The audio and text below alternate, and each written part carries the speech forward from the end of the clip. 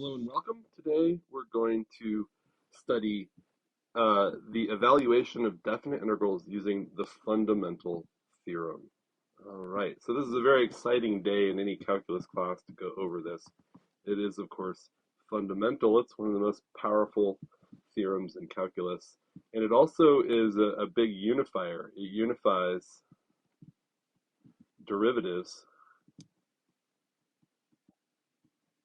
and integration or integrals and shows how they are part of a bigger whole. All right, so I'll just go straight out and do it. So we're going to, of course, suppose, let's actually state the theorem, the fundamental theorem.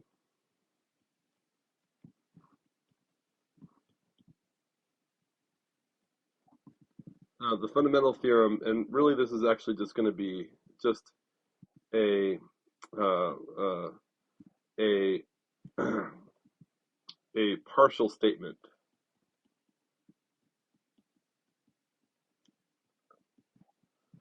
of the full theorem.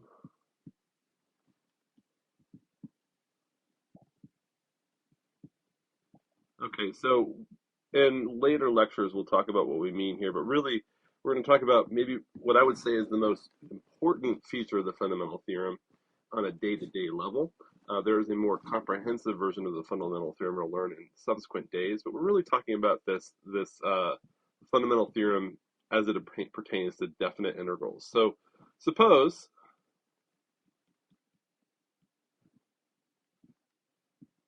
we're given f of x is equal to y, and we're given some interval f of a to b. Okay, and also suppose that there is an antiderivative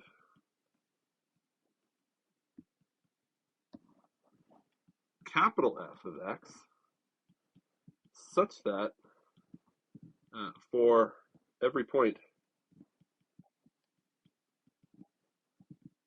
on, undo,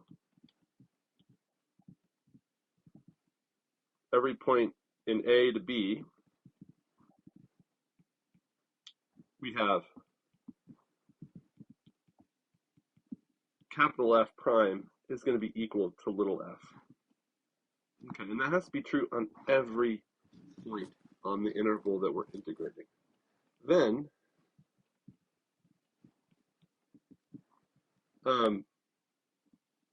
I should also mention that our little f, it needs to be continuous. It is continuous. Then, because of course I want my integral to exist.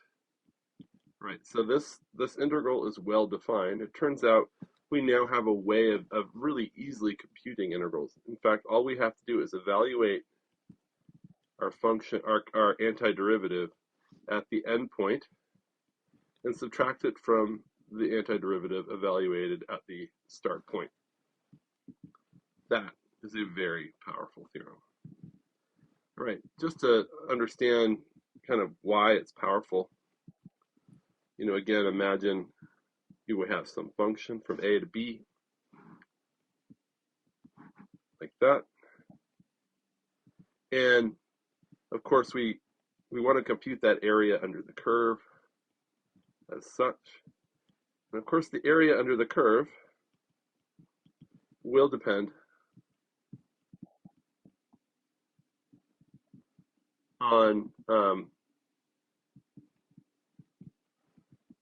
all ups and downs of the function f of x. Okay? You can imagine that in general this is a very complicated process because little f can do a lot of different things. And it's by no means a simple thing to get the area under these curves, as we know. All right, but what we're saying is basically by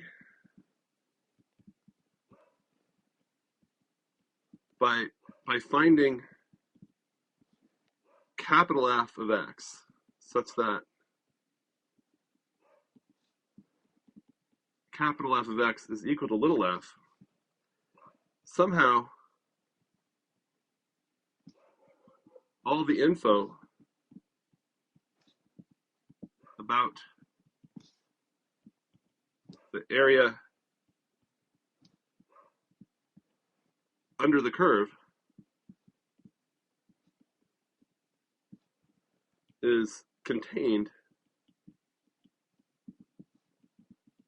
in big F, evaluated at the endpoints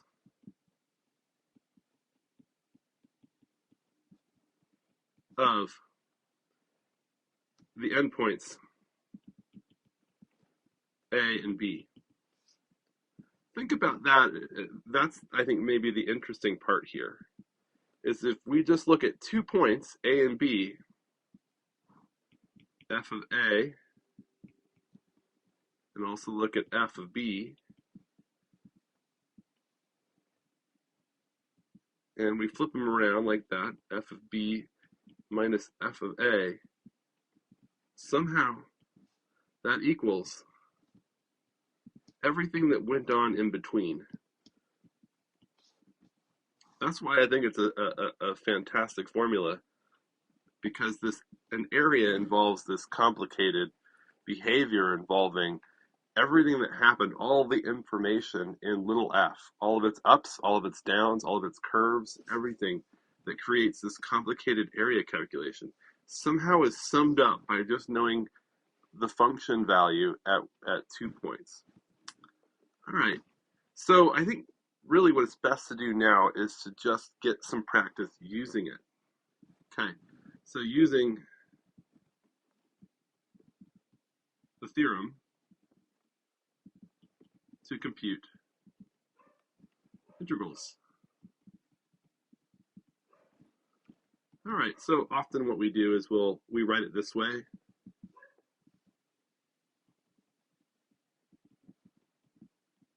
Sometimes you write it as capital F of x.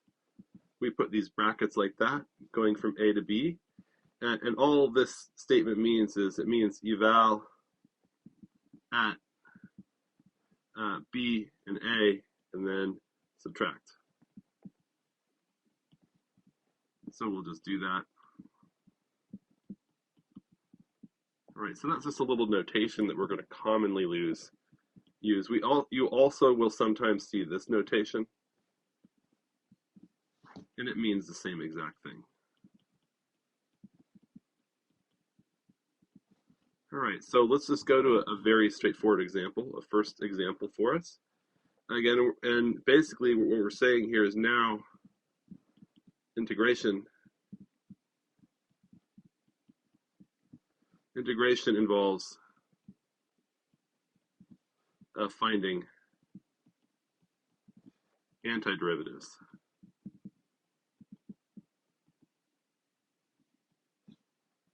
So integration, of course, we know integration is this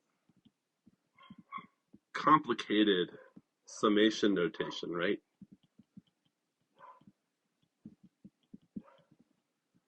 All right, and somehow it becomes this process of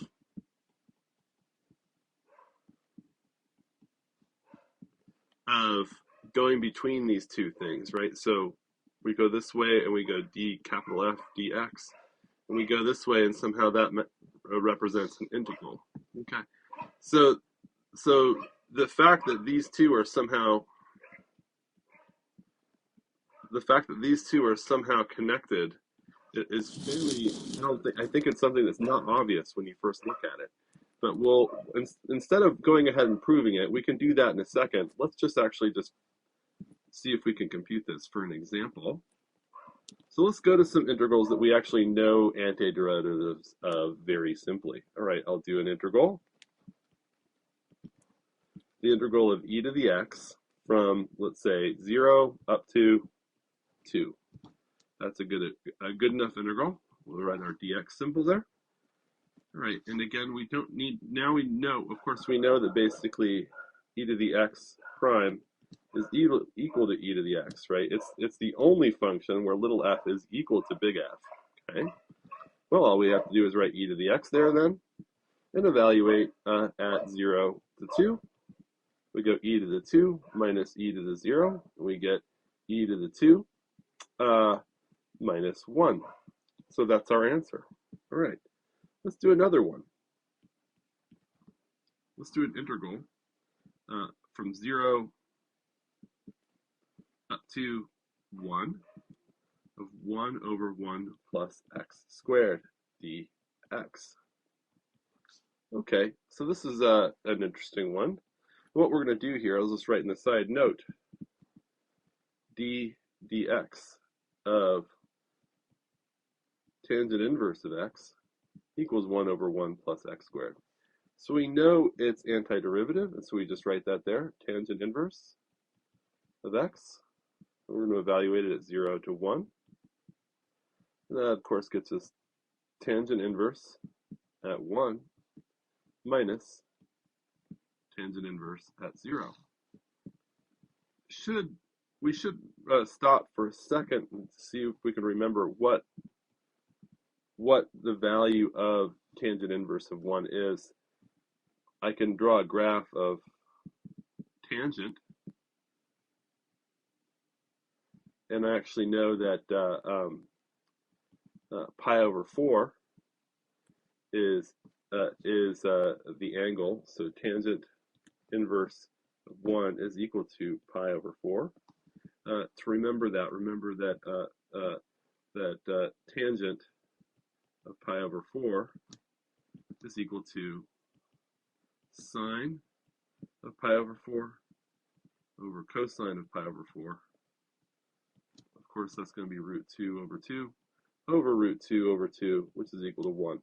Okay, so that means, of course, and of course, I should also note that tangent of 0 is equal to 0. So we know both of these, it's going to be pi. It's going to be pi over 4 minus 0, otherwise known as pi over 4. All right, so now we've done 2 integrals. Let's do some more. The integral now, let's try computing -1 to 2, integral of that of x squared plus x. All right, this one's, again, a fairly straightforward integral to compute. And again, maybe I'll write it in the margins, but dx of x cubed is equal to 3x squared. So we can write it this way, dx of x cubed over 3 is going to be equal to x squared.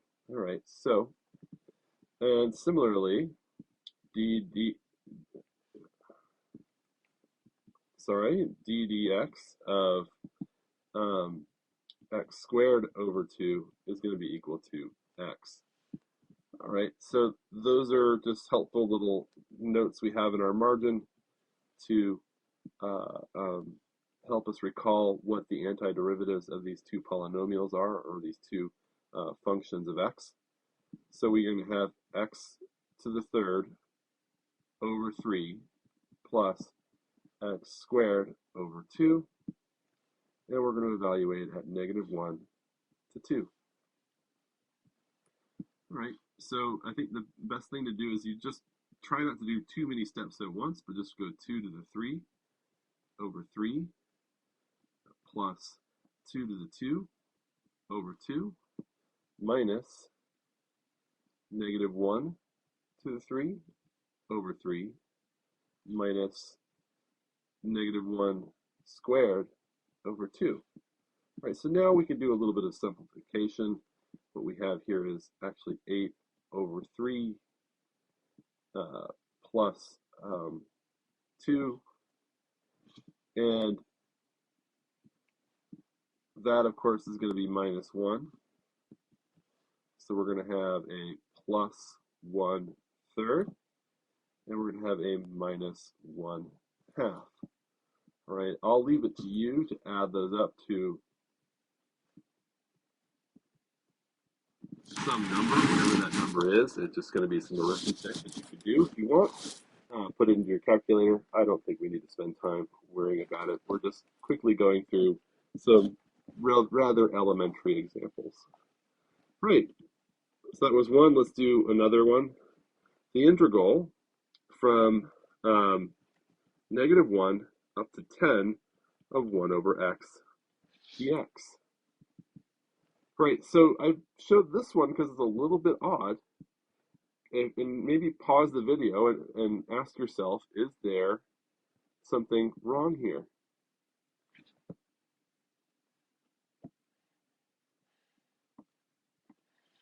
Okay, so what we're really asking ourselves is, you know, what is the antiderivative?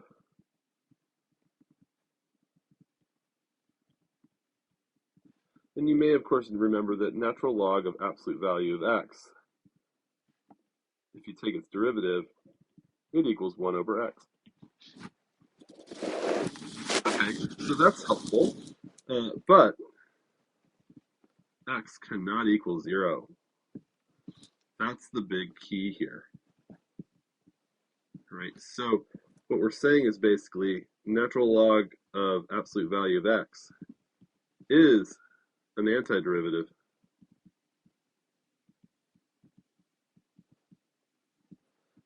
But only on the relevant domain.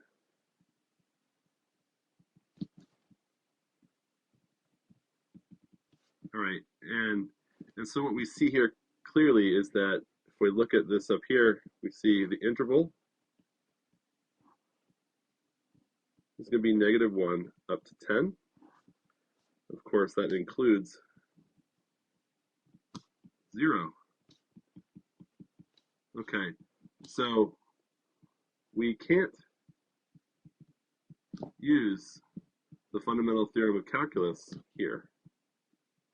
It does not apply. It only applies because remember, what we need, of course, is that it must be true that f prime, or capital F prime, equals little f on all of A to B. It has to be at every point. If not, then we have to hit that wall. And I think this is probably the biggest mistake students make. The fundamental theorem of calculus is so useful in so many places that it becomes the dominant tool for calculating almost all integrals that we're going to see. And because of that, we just expect every integral that we see to be able to be used by fundamental theorem of calculus. But it's in these cases we have to watch out to make sure that when we're finding antiderivatives, we're truly finding the antiderivative at all points on the domain, right? So the answer to this problem here is, of course, that this does not exist because there's actually a 1 over 0 discontinuity in little f of x, okay? All right, so now maybe we'll just adjust the problem a little bit, though. Let's try a new page here. And now we're going to go from 1 to, I don't know, I'll go from 1 to 10 of 1 over x dx. Okay, on this domain, totally okay. Capital F of x is equal to natural log of x. We don't even need the absolute value here because, of course, all the points that we're going to be dealing with, all of our integrations happening to the right of 0 for positive x values. So the area under the curve looks something like that. And of course, we're going to get natural log of x. And we're going to evaluate it at 1 and 10.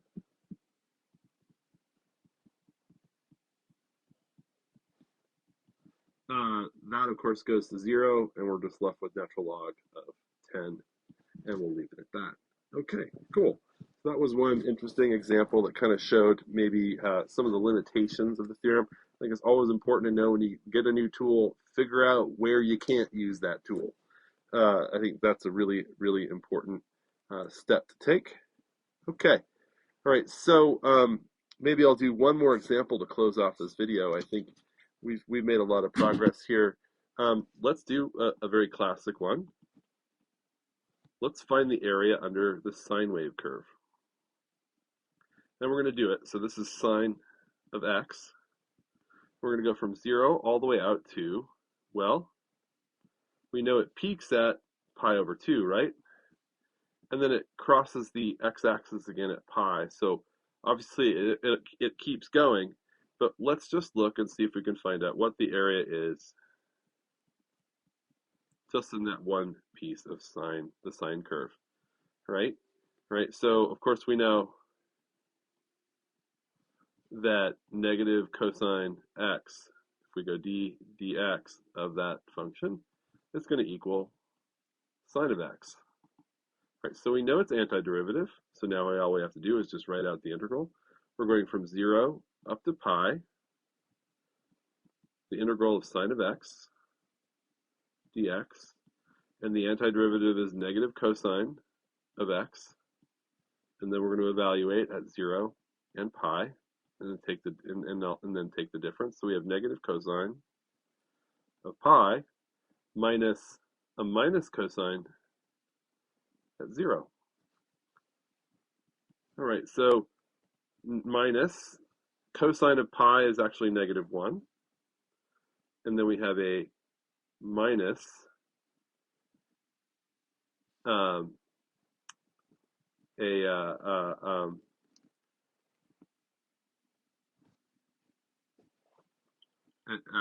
cosine of 0, and that's of course going to be negative 1 there as well. So cosine of 0 is 1, but it's a negative cosine, so that becomes negative 1. There's a lot of negatives here. It can be a little confusing, but I think if you look at it clearly, it's really actually just 1 plus 1 is equal to 2. So that's a pretty cool result. The area in that little region there is 2 of all things, so a nice whole number. Very cool. All right, so I'll stop there. In another video, we're going to actually go about proving the fundamental theorem of calculus here and showing why this theorem works so well and what is the connection between a function and its antiderivative and integrals. I think this is a really cool topic, but we'll leave it for later. At this point, though, I think it's really important just to get practice using the theorem. All right, thank you very much.